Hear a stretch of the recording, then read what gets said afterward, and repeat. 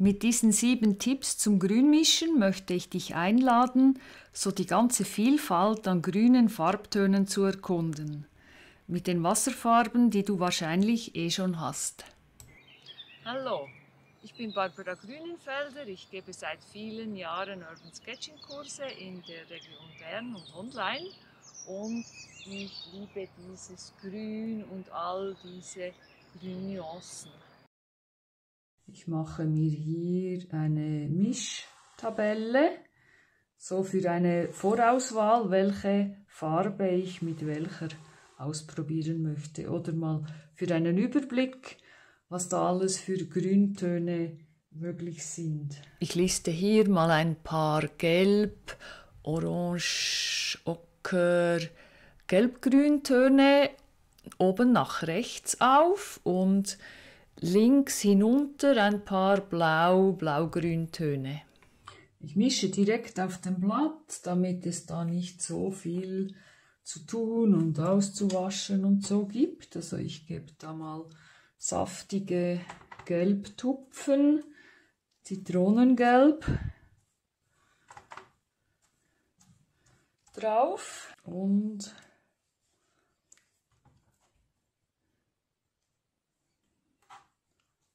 Ultramarin. Mit dem Lappen kann ich zügig abtupfen. Ein bisschen Heliocellin. Ich beginne mit dem Gelb, weil das wird viel schneller schmutzig als die anderen Farben.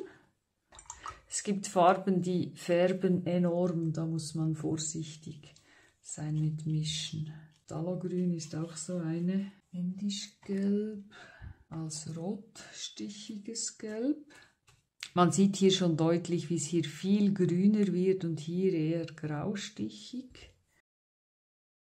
Das Zitronengelb ist nahe beim Primärgelb. Das gibt mit dem primären Heliocellin ein ganz klares Grün. Mit dem rotstichigen Ultramarin, das ist hier auf der rötlichen Seite, gibt es ein eher gebrochenes Grün. Auf so einer Mischtabelle kann ich eine Grobauswahl treffen, welche Farben ich vielleicht noch genauer anschauen will. Hier habe ich alle 8 Farben von diesem Farbkasten mit allen 8 Farben gemischt und sehe da schon einige interessante Grün, zum Beispiel auch mit Gelb und Schwarz. Hier habe ich Blautöne und Gelbtöne so miteinander vermischt direkt auf dem Blatt. Und jetzt wähle ich aus, welche Farbkombination ich noch genauer in einer Mischreihe untersuchen möchte. Ich wähle 2 Farbreihen, die ich machen möchte, und zwar das Zitronengelb mit dem Heliocellin. Das sind 2 Primärfarben, die sollten ziemlich klare Grün geben. Und dann nehme ich da noch das Indischgelb mit dem Ultramarin. Die haben beide etwas Rot drin. Das Zitronengelb, das entspricht so ziemlich genau dem Primärgelb. Das Heliocellin entspricht ziemlich genau diesem primären Cellin. Die liegen beide so auf dieser grünlichen Seite vom Farbspektrum, deshalb erwarte ich hier ein klareres Grün. Und dann habe ich hier das Indischgelb, das ist hier zwischen dem warmen Gelb und dem Orange. Und das Ultramarin, das ist hier auch auf der rötlicheren Seite vom Blau. Da habe ich also einfach ein bisschen rotstichige Töne und deshalb erwarte ich hier ein gedämpfteres Grün. Es kommt also wie zum Gelb und zum Blau kommt noch etwas Rot, das das Grün etwas dämpft. Diese Farbreihen, die ich da mache, sind 2 Beispiele von unendlich vielen möglichen. Du kannst jede Kombination von 2 verschiedenen Farben so ausprobieren. Zum Anfangen mache ich mal zuerst von der helleren Farbe einen kleinen See parat, der etwa reicht für die ganze Farbreihe. Hier habe ich Zitronengelb. Ich nehme da ganz wenig Heliocyanin dazu und mische das. Ein bisschen mehr dazu. Und so sehe ich, wie das Mischverhältnis ändert, wenn immer mehr Heliocyanin dazu kommt. Ich habe hier extra einen Borstenpinsel, weil der nimmt noch etwas mehr Farbe.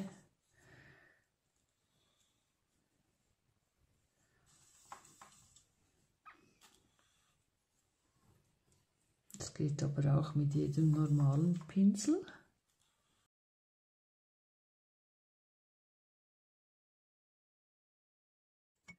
Jetzt mache ich dasselbe mit der Farbkombination Indischgelb. Wir sehen hier ganz deutlich, wie hier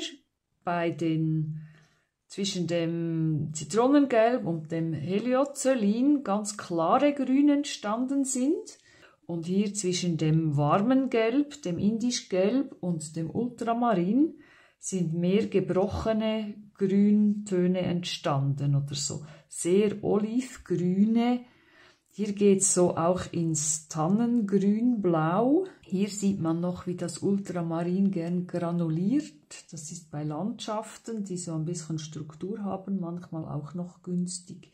Hier granuliert es weniger.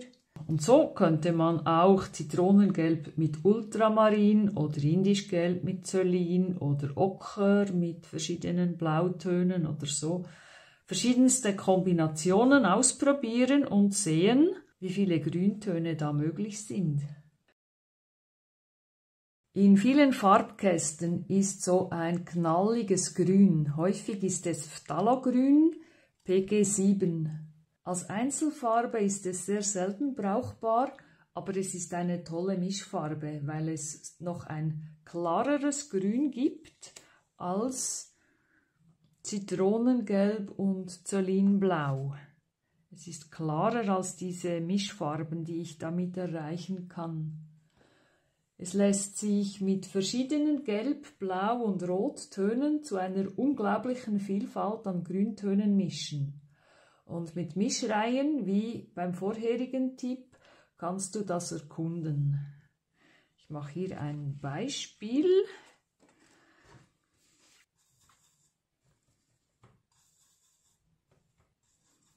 Ich beginne wieder mit dem Indischgelb, einfach weil das Gelb empfindlicher ist. Ich nehme hier etwas Grün dazu, von diesem Phthalo-Grün. Und noch etwas.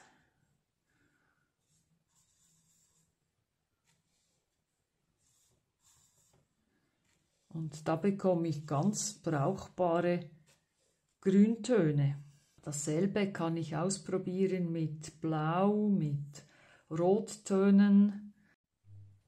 Hier zum Vergleich nochmal das reine Phthalo-Grün. Das gibt jetzt hier warme Grüntöne, weil ich hier eben ein warmes, also ein rotstichiges Gelb genommen habe, um diese Mischreihe zu machen. Manche Blätter haben so einen Weißstich, sie wirken so milchig oder kalkig auf der Oberfläche. Das sehe ich besonders, wenn ich das jetzt mit einem Salatblatt vergleiche, das diesen Weißeffekt nicht hat. Und mit der Wasserfarbe können wir ja aufhellen mit mehr Wasser.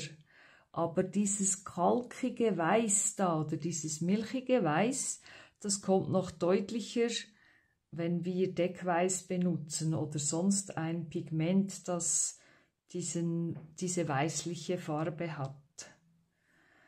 Und dazu mache ich jetzt auch eine Mischreihe. Das ist der Tipp Nummer 6, nämlich die Farben am Papierrand ausprobieren.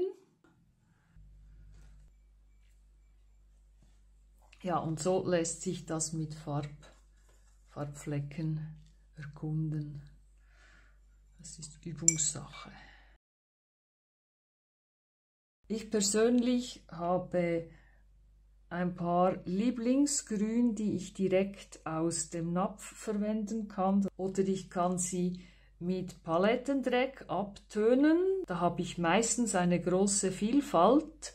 Und je nachdem, in welche Richtung ich die Farbe verändern möchte, finde ich einen Ort, wo ich das anmische. Und ich kann diese Grüntöne natürlich auch mit Gelb oder mit Blau oder mit entsprechendem Braun oder so in die Richtung verändern, wie ich sie möchte. Das waren ein paar ganz grundlegende Tipps zum Grünmischen. Schreib doch in die Kommentare, worüber du mehr erfahren möchtest. Ich könnte noch stundenlang über Grün- oder Farbenmischen erzählen. Ich freue mich auch über ein Like oder ein Abo, wenn dir das Video gefallen hat. Und ich wünsche dir viel Freude beim Malen im Grünen. Weitere Urban Sketching Tutorials findest du hier. Andere Videos, wo auch Grünbeispiele vorkommen, sind hier. Und dieses Video könnte dich auch noch interessieren.